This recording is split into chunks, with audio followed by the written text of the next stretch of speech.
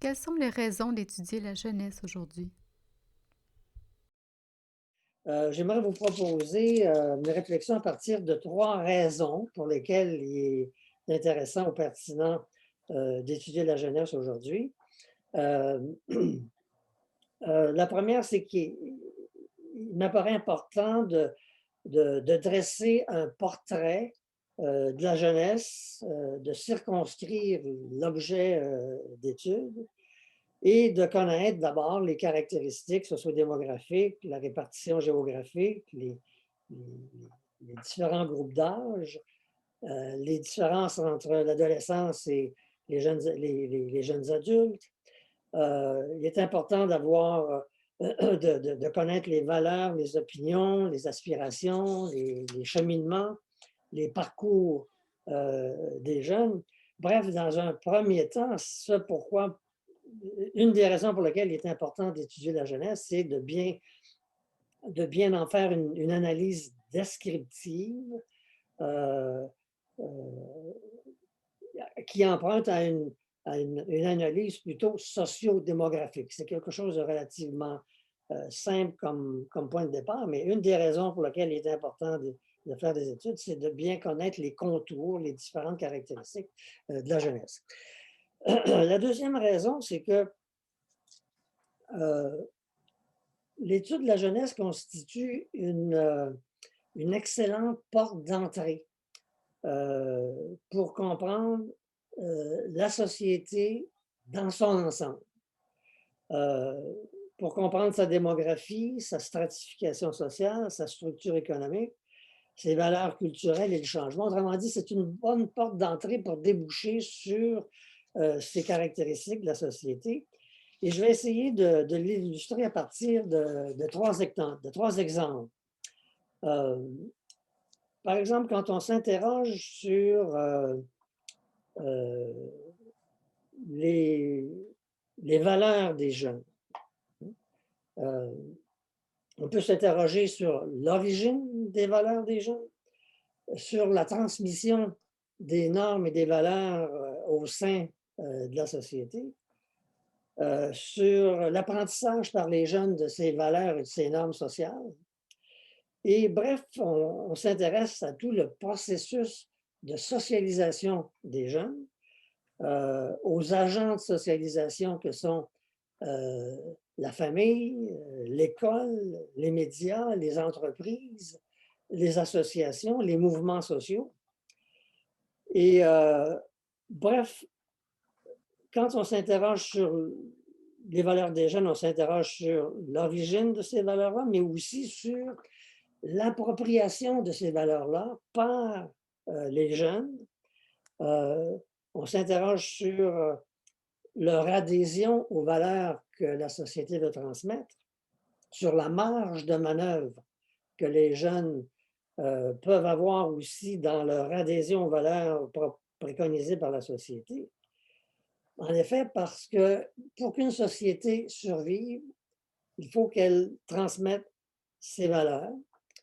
Et par ailleurs, une société ne parvient jamais à imposer totalement ses valeurs aux jeunes. L'adhésion des jeunes aux valeurs peut varier. Euh, ils ne sont, ils n'adhèrent pas d'emblée, bref, aux valeurs qui leur sont transmises, mais ils ne sont pas simplement passifs dans leur processus de socialisation. Ils sont des acteurs. Ils peuvent même s'inscrire en faux par rapport aux valeurs qui leur sont proposées et faire preuve d'une certaine contestation, d'une certaine déviance. De plus, euh, le processus de socialisation peut même être bidirectionnel, en ce sens que les jeunes aussi peuvent influencer l'adhésion des adultes à certaines valeurs nouvelles. Et je prends par exemple les valeurs concernant le respect de l'environnement. C'est beaucoup plus les jeunes qui prennent en charge la valorisation du respect de l'environnement. Même les enfants et même les adolescents peuvent avoir un impact sur l'adhésion des adultes à cette valeur. Bref, les jeunes peuvent être un important vecteur de changement social et culturel. Et c'est une des illustrations qui fait qu'il est pertinent de s'interroger sur la pertinence des, des études sur la jeunesse. Je vais prendre un deuxième exemple pour illustrer que les études sur la jeunesse peuvent être une porte d'entrée sur la compréhension de l'ensemble de la société. C'est que quand on analyse les cheminements scolaires et les parcours d'insertion, les parcours scolaires des jeunes, on ne peut pas manquer de mettre en relief les inégalités d'accès et de réussite à l'éducation, des inégalités selon le statut socio-économique, selon le genre, selon les groupes ethniques, selon l'appartenance à un milieu rural ou à un milieu urbain. Bref, ces inégalités-là renvoient à des inégalités sociales dans l'ensemble de la société. Et elles reflètent en grande partie ces inégalités. Elles renvoient à la stratification sociale de la société, à la mobilité sociale qui est liée en partie au niveau de scolarité des jeunes.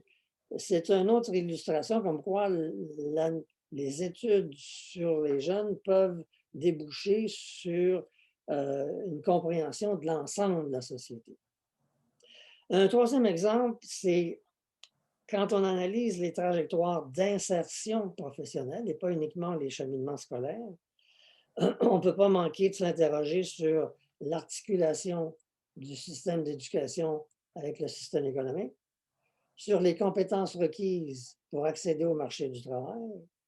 On ne peut pas manquer de s'intéresser à la structure des occupations, au fonctionnement du système économique et au développement économique. Bref, ces trois exemples-là illustrent vraiment en quoi les études sur la jeunesse peuvent constituer un excellent point de départ pour comprendre la structure sociale, la dynamique de l'ensemble d'une société et le changement social. En retour, l'analyse du contexte social et économique dans lequel s'inscrit la jeunesse peut contribuer à une meilleure compréhension de la jeunesse elle-même. Il y a une troisième raison pour laquelle il est pertinent, à mes yeux, d'étudier la jeunesse, c'est que ces études-là permettent de projeter un éclairage sur des problèmes sociaux auxquels les jeunes sont plus particulièrement confrontés. Des problèmes d'orientation scolaire et professionnelle, des problèmes liés à la construction de leur identité, et je vais dire de leur identité au pluriel, des problèmes liés bien sûr à leur insertion professionnelle, à la précarité d'emploi, à la correspondance formation-emploi. Alors, les études sur la jeunesse peuvent fournir des données probantes sur ces problèmes, contribuer à l'élaboration et à la mise en œuvre des politiques, contribuer à la mise en place de dispositifs d'aide à l'insertion des jeunes sur le marché du travail et dans la vie. Toutefois, j'aimerais souligner les limites des recherches sur les jeunes, comme dans d'autres domaines. On pourrait prendre les limites des recherches sur la vieillesse. Les limites des recherches sur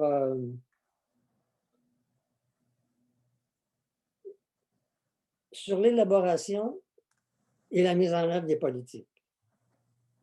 Il est important, à mon avis, de circonscrire leur influence dans le processus de réalisation des politiques.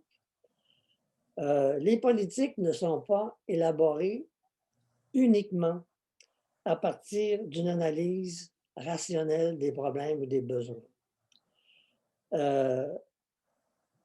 Les politiques ne sont pas basées uniquement sur des analyses rationnelles et sur des analyses et sur des données probantes produites par la recherche.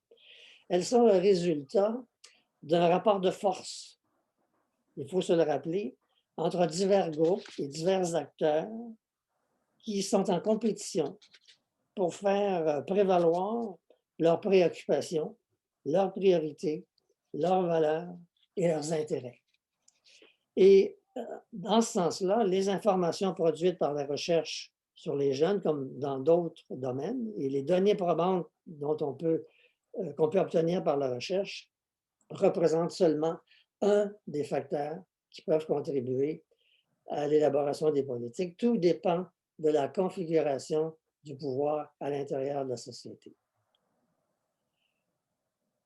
Par ailleurs, si les recherches ne contribuent pas autant ni aussi directement à l'élaboration des politiques, et dans le cas des politiques jeunesse, ces recherches-là peuvent amener de façon indirecte les décideurs à modifier leur façon de penser, modifier leur façon de poser les problèmes et changer leur propre cadre de référence.